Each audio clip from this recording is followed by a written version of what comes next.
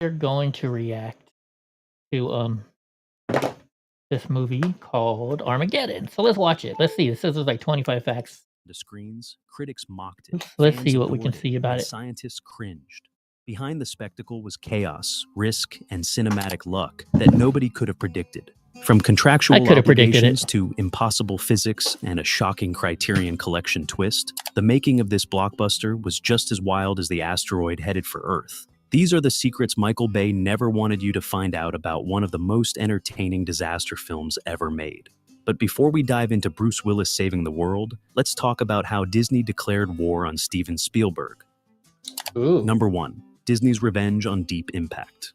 The race to destroy an asteroid wasn't just happening on screen, it was happening between two major studios. When Disney executives heard that Steven Spielberg was developing Deep Impact with DreamWorks, they immediately went into battle mode.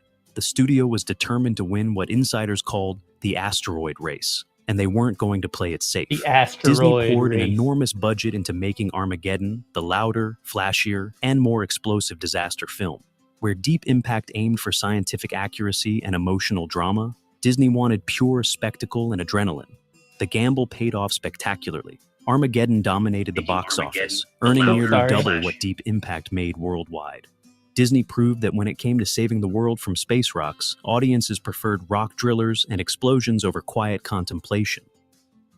Number 2. Real NASA spacesuits on set. Authenticity came at a staggering price for this production. Before cameras even rolled, the cast trained with and wore genuine NASA spacesuits, valued at over $3 million each. These weren't Hollywood replicas, they were the real deal, borrowed directly from the space program with strict conditions attached. Each suit required dedicated handlers and round-the-clock security presence on set. The realism translated beautifully to the screen, giving the space sequences a level of detail that audiences could feel. But the experience wasn't glamorous for the performers. The cast frequently joked that wearing the suits felt like being trapped inside walking ovens. The internal temperature would climb uncomfortably high during takes, making even simple movements exhausting. It was authentic NASA equipment, creating authentic NASA discomfort. Number 3. Bruce Willis was forced into it. The biggest action star of the 1990s didn't exactly volunteer for this mission. Bruce Willis found himself attached to Armageddon not through choice, but through legal obligation. After a previous film project collapsed, Willis owed Disney several movies as part of a settlement agreement. What started as essentially a penalty project became something nobody expected. I really like this movie. It's approached the role professionally, bringing his trademark charisma to Harry Stamper. The irony wasn't lost on anyone involved. The film he was forced to make became one of the biggest commercial triumphs of his entire career. The box office success turned a contractual burden into a blessing. Armageddon solidified Willis as not just an action hero, but a leading man who could carry massive emotional weight alongside the explosions. What could have been a resentful obligation instead became a defining moment in his filmography. Number 4. Ben Affleck's $20,000 smile. Not every transformation for this film involved special effects and explosions. Michael Bay had a very specific vision for how his heroes should look, and apparently, that vision included perfect teeth. The director took one look at Ben Affleck's natural smile and decided it wasn't quite heroic enough for a man saving the planet. Bay personally arranged and paid for $20,000 worth of cosmetic dental work to get Affleck's teeth camera-ready. The young actor went through the procedures, emerging with a smile that met Bay's exacting standards. It was a detail that most audiences would never consciously notice. Affleck later laughed about the experience in interviews, joking that Bay cared far more about his dental appearance than the actual science of blowing up asteroids. That $20,000 smile became part of one of the summer's biggest blockbusters, making it possibly the most expensive dental work in cinema history. Number 5. The shuttle that took off in space. One scene stands above all others as the most scientifically impossible moment in the film. In a sequence that made physicists everywhere shake their heads, a space shuttle launches directly off the surface of an asteroid, it defying every known law of physics in spectacular fashion. There's no launch pad, no atmosphere, and certainly no logical explanation. Bay openly admitted the scene was completely absurd from a scientific standpoint, but when the visual effects team showed him what it would look like, he made an instant decision. It looked too cool to cut, he explained, prioritizing spectacle over any semblance of reality. The shuttle launch became iconic, Like they really precisely do because real it was stuff so in movies brazenly anyways. impossible. It represented everything critics hated and fans loved about Bay's style, logic taking a back seat to pure visual excitement. That philosophy would define not just Armageddon, but an entire era of action blockbusters. Number 6. NASA uses it for training. The space agency found an unexpected use for this scientifically questionable blockbuster. NASA's management program famously screens Armageddon as part of their training process for new recruits, but they're not showing it as an example of good science, quite the opposite. The task given to trainees is deceptively simple: identify every scientific mistake in the film. It sounds straightforward until you realize just how many errors are packed into the runtime. NASA officials have documented more than 160 separate scientific inaccuracies throughout the movie. I'm not surprised. This tongue-in-cheek exercise serves a serious purpose, teaching recruits to spot flawed logic under pressure and question assumptions. The film that made scientists cringe in theaters became an invaluable educational tool. It's the ultimate irony that a movie mocked for its scientific failures now helps train the brightest minds in space exploration. Number 7. Training. Michael Bay's hidden cameo. Directors sneaking into their own films is nothing new, but Bay's appearance required a sharp eye to spot. The filmmaker briefly appears as a NASA scientist in one quick shot, creating a little Easter egg for eagle-eyed fans. It's and he easy gets to a little miss more if money. you're not specifically looking for it. Bay later joked about his reasoning for including himself in the scene. He explained that he wanted to supervise the madness from inside his own movie, staying close to the action even when the cameras were rolling. It was typical Bay humor, making himself part of the explosive chaos he orchestrated. The cameo became a fun detail for fans to discover on repeat viewings. In a film filled with massive set pieces and explosive action, this tiny moment of directorial self-insertion added a personal touch. It proved that even in the biggest blockbusters, filmmakers can't resist leaving their mark on screen. Boy, they really gotta look hard to find their 20. Number 8. Willis' emotional scene was real. The film's most heartbreaking moment came from genuine emotion rather than acting technique. For Harry Stamper's farewell scene with his daughter, Bruce Willis used photographs of his real daughters to bring authentic feelings to his performance. The connection wasn't manufactured, it was deeply personal. The decision to film this emotionally charged sequence on the very first day of production was unusual. Most directors would save such a pivotal scene until the cast had time to settle into their roles. But starting with this raw, vulnerable moment set an unexpectedly heartfelt tone for the entire production. That genuine emotion shone through in every frame. Amid all of Michael Bay's explosions and spectacle, this single scene reminded audiences that real human stakes existed beneath the chaos. Willis didn't just play a father saying goodbye, he channeled the real fear of leaving his own children behind. Number 9. Earthly asteroid landscapes. Creating an alien world didn't require computers or green screens for this production.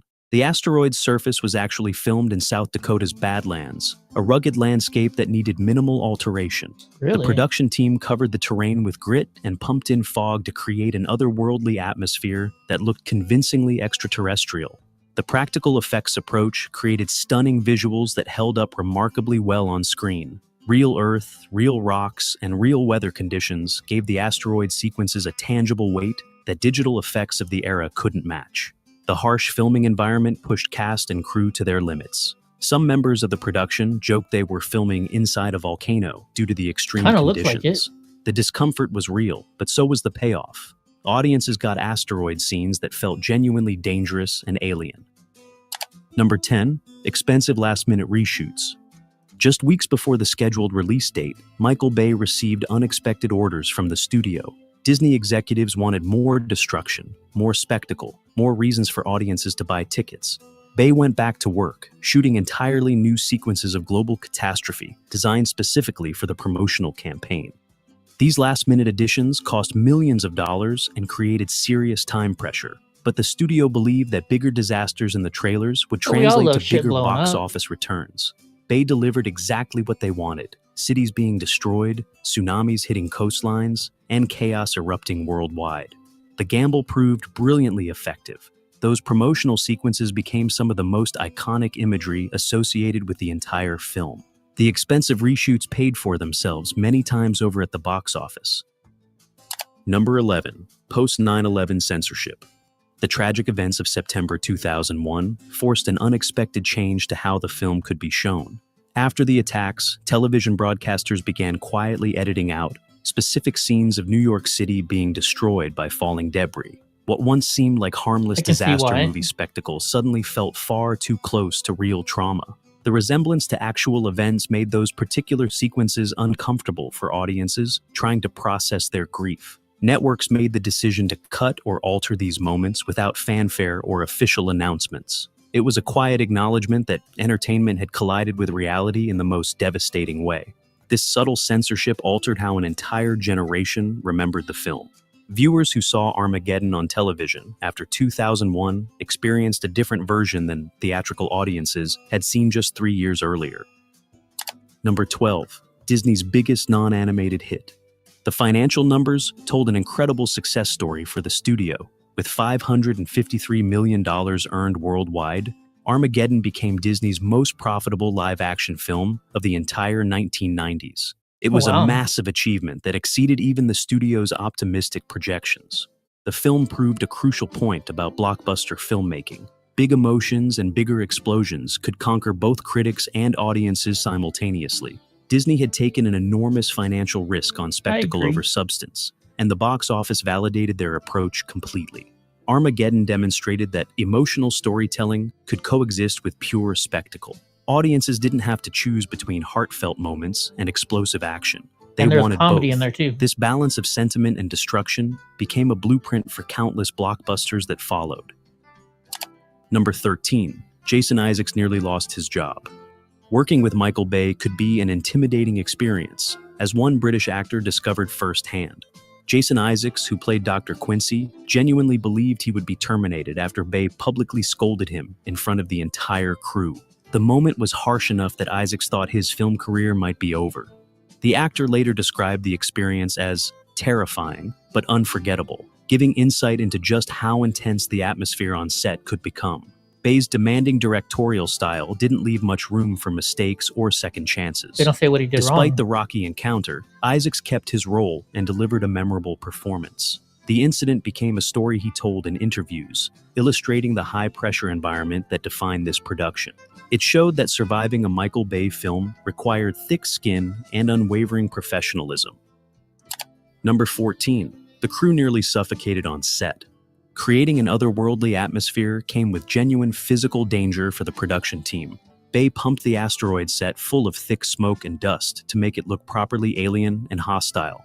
The visual effect worked perfectly for the cameras, but it created a serious health hazard for everyone working inside. Visibility dropped so dramatically that crew members couldn't see more than a few feet in front of them. The air quality deteriorated to the point where respirators became necessary equipment rather than optional safety gear. What looked incredible on film felt like surviving an actual sandstorm for those trapped in the haze. The finished footage justified the harsh conditions from a visual standpoint. The asteroid sequences looked authentically dangerous and otherworldly, precisely because the environment was genuinely hostile. Number 15. Liv Tyler's casting was a gamble. The studio had serious doubts about entrusting such a major role to someone so young. At just 20 years old, Liv Tyler was relatively inexperienced for a blockbuster of this magnitude. Disney executives worried whether she could handle the emotional weight required to anchor the film's romantic storyline. Producer Jerry Bruckheimer fought passionately for Tyler against studio resistance. He called her the movie's heart, recognizing that her natural warmth and vulnerability would balance Bay's explosive action sequences. Bruckheimer believed the risk was worth taking, trusting his instinct over the studio's concerns. Tyler's performance proved Bruckheimer absolutely right. She brought genuine tenderness and emotional depth to every scene, creating the film's emotional center amid all the chaos. Her presence reminded audiences that real human relationships were at stake, making the mission feel personal rather than abstract. Number 16. The script had 9 writers. Crafting the screenplay for this blockbuster was anything but a streamlined process. No fewer than 9 different writers, including future Star Wars director J.J. Abrams, contributed to Armageddon at various stages. Pages were being rewritten on a daily basis as Bay constantly demanded new jokes, fresh dialogue, and of course, more explosions. The production schedule didn't allow for traditional script development. Bay's relentless tinkering meant actors often received new pages the morning of shooting, forcing them to memorize changes on the fly. The writers worked around the clock, trying to keep up with the director's endless stream of ideas and revisions. The final screenplay became a patchwork creation, representing every voice that touched it. This collaborative chaos somehow resulted in a script that balanced humor, heart, and spectacle, even if the process nearly drove everyone involved to exhaustion. Number 17. Michael Bay knew it was unrealistic. The director was fully aware of the film's biggest logical problem from the very beginning. Bay later openly admitted that NASA could never realistically train oil drillers to become astronauts faster than simply teaching existing astronauts how to drill. He called the entire premise science fantasy rather than science fiction. But Bay had a clear defense for this massive plot hole. He argued that Armageddon was designed to make audiences feel rather than think. The emotional journey of blue-collar workers saving the world mattered more than whether the scenario could actually happen in reality. This philosophy defined the entire production approach. Bay understood he was making a roller coaster, not a documentary. The film prioritized emotional beats and spectacular visuals over scientific accuracy, trusting that audiences would embrace the fantasy if the characters felt real enough. Number 18. Affleck's legendary commentary. The Criterion Collection DVD release included an unexpected bonus feature that became legendary in its own right. Ben Affleck recorded a commentary track where he humorously mocked the movie's logic, questioned its numerous plot holes, and even poked fun at his own performance. His self-aware humor surprised fans who expected typical promotional material. Affleck didn't hold back in his criticism, treating the commentary like a casual conversation with friends watching a ridiculous movie. He pointed out absurdities in the science, laughed at dramatic moments that didn't quite work, and generally treated the film with affectionate mockery. Fans loved his brutal honesty so much that the commentary became a cult classic separate from the film itself. People sought out the Criterion edition specifically to hear Affleck's takedown of his own blockbuster. It proved that audiences appreciate self-awareness, especially when someone can laugh at themselves. Number 19. Critics despised it. The critical reception was brutally harsh across the board. Roger Ebert famously called it a brain-damaged spectacle, while other reviewers dubbed it Bayhem incarnate, a term specifically coined to describe Michael Bay's particular brand of explosive excess. Professional critics seemed to compete over who could write the most scathing review, but audience reaction told a completely different story. Regular moviegoers packed theaters and embraced the film with genuine enthusiasm, ignoring critical warnings entirely. They didn't care about scientific accuracy or sophisticated storytelling. They wanted to watch Bruce Willis save the world. That massive split between professional critics and paying audiences made Armageddon the ultimate guilty pleasure of the decade. It became a cultural dividing line between those who valued technical filmmaking and those who simply wanted entertaining spectacle. This guy explains way too much. This could have been a lot shorter video. Number 20. Hidden Aerosmith Easter egg. Sharp-eyed viewers could spot a deliberate visual reference connecting the film to its famous soundtrack. In one bar scene, a neon love sign appears prominently in the background, lifted directly from the music video for Aerosmith's I Don't Want to Miss a Thing. It was a subtle nod that most audiences completely missed. The Easter egg gained extra meaning through Liv Tyler's real-life connection to the band. Her father, Steven Tyler, fronted Aerosmith and sang the power ballad that became inseparable from the film itself. The hidden reference was a playful acknowledgement of that family connection woven into the movie's fabric.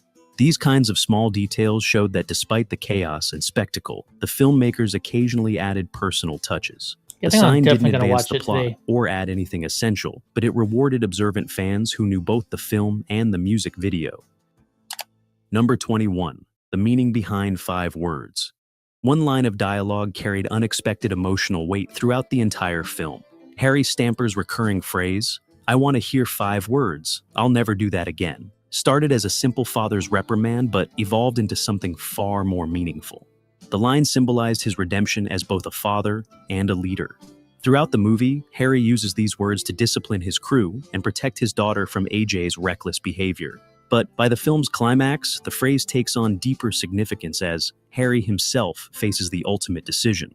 It becomes a moment of self-reflection about choices, consequences, and sacrifice. This represents one of the few instances where Armageddon delivers genuine emotion amidst all the explosive chaos. The 5 words weren't just a catchphrase, they encapsulated Harry's entire even though it's a 30-year-old movie almost. Number 22. The real-life Dr. Quincy. Jason Isaacs' scientist character had roots in actual NASA personnel. Dr. Quincy was modeled after a real NASA advisor who helped consult on the film's terminology and scientific procedures. The consultant provided detailed information about protocols, equipment names, and how mission control actually functions during space operations. The irony was impossible to ignore. Much of this expert's carefully researched input was discarded in favor of pure spectacle. Bay and the writers cherry-picked the technical details that sounded good, while abandoning anything that might slow down the action. This dynamic served as a fitting metaphor for the entire production approach. NASA's expertise was welcomed when it added authenticity to dialogue, but ignored when physics got in the way of a cool explosion. The real-life consultant essentially watched his contributions get transformed into science fantasy. Number 23, the Criterion Collection Mystery. In one of cinema's most bizarre and unexpected decisions, Armageddon was added to the prestigious Criterion Collection. This announcement stunned film enthusiasts who associated Criterion exclusively with artistic masterpieces like Seven Samurai and foreign art films. The inclusion seemed to violate everything the collection supposedly represented. Fans debated endlessly whether this was a joke, a mistake, or a legitimate choice. Criterion defended their decision by explaining they preserved films based on cultural impact rather than purely artistic merit. The controversy highlighted changing attitudes about what deserves preservation and study. Armageddon undeniably influenced blockbuster filmmaking and captured a specific moment in American cinema. Whether that made it worthy of Criterion treatment remains one of the most contentious debates in film collecting circles. Number 24, global hype and apocalyptic marketing. Disney launched one of the most aggressive and comprehensive marketing campaigns of the entire decade. The studio purchased expensive Super Bowl advertising slots, created tie-in promotions with McDonald's, and plastered world-spanning posters across every major city. The saturation was impossible to escape. The marketing strategy treated Armageddon not as a simple movie release, but as a global event requiring maximum attention. Television spots emphasized the stakes. This wasn't just entertainment, it was the fate of the entire planet. The apocalyptic messaging tapped into millennium-era anxieties about the year 2000 approaching.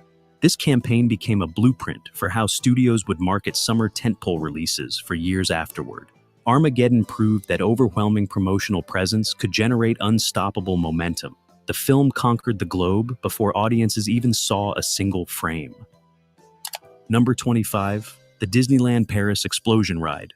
The film's impact extended beyond theaters into actual theme park attractions. Disneyland Paris created Armageddon Les Effets Spéciaux, an immersive experience that recreated the movie's meteor storm using shaking floors, heat effects, and practical fire.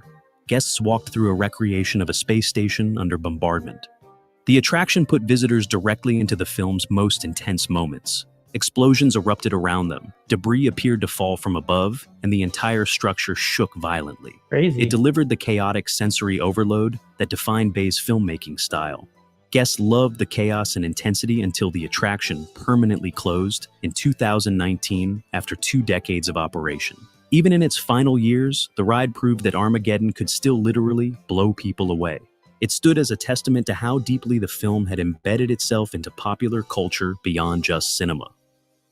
Critics called it dumb, scientists called it impossible, but audiences called it unforgettable. Armageddon became a symbol of everything wild and emotional. Guess nobody about likes 90s these. Nobody Hollywood, said hi. Flawed, fearless, and endlessly entertaining. From I don't Bruce care, I like Willis's them. contractual obligation turning into Anyways, I'm gonna have to watch Armageddon now today, maybe. I don't know. We'll see. We'll see. Anyways, y'all hope you enjoyed watching this for those that did watch it, and we'll talk to y'all later. Have a good day. Maybe we'll be on late tonight. Might do a late night show tonight. Who knows?